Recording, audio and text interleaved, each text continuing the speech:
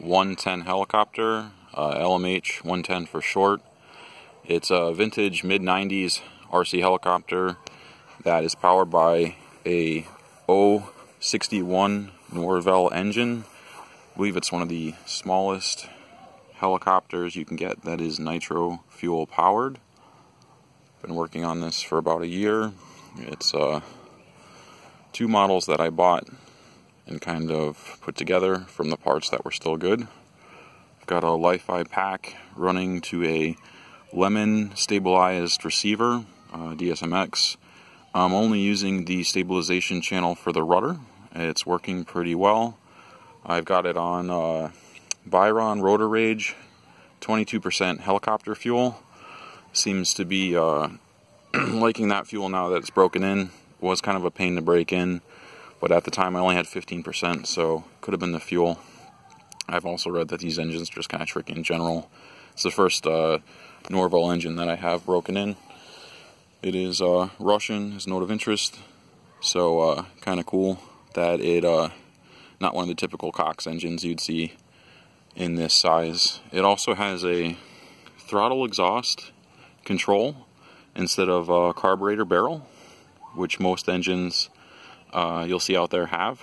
I think LMH requested this from the Norvel company for whatever reason, I'm not sure. If you have any idea, feel free to post it in the comments. The blades fold up in event of crash. LMH made this bird pretty durable. They did a lot of things like that. The body's made out of, I think, plywood, thin plywood, and so you can glue that in event you crash it and crack it, versus a lot of the other helicopters you'll see are nylon, or glass-filled nylon, I believe, and they those parts crack, so you can't easily repair those. It's fixed pitch, no collective, so simpler setup here, and it's got a little clutch on the Norvel engine there, so it won't just start spinning when you start it. And I'm running just basic HS80 servos, with the exception of that. I just noticed now some other brand on the throttle there. I don't know, that was the new when I got it. So, like I said, I took two of these I got that were in need of rebuild, and I made one working one from the two.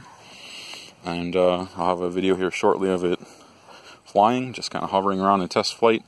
One other note of interest, I did remove I believe it's called an Arlton gyro. Normally when you see the tail on these birds, there are two small weights.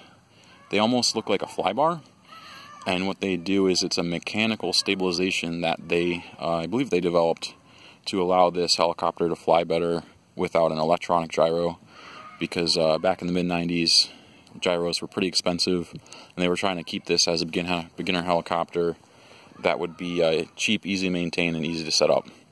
So they added that, and I did away with it since modern electronics allow it to be set up pretty easily with a gyro now built into the receiver, and it allows better response for cruising it around.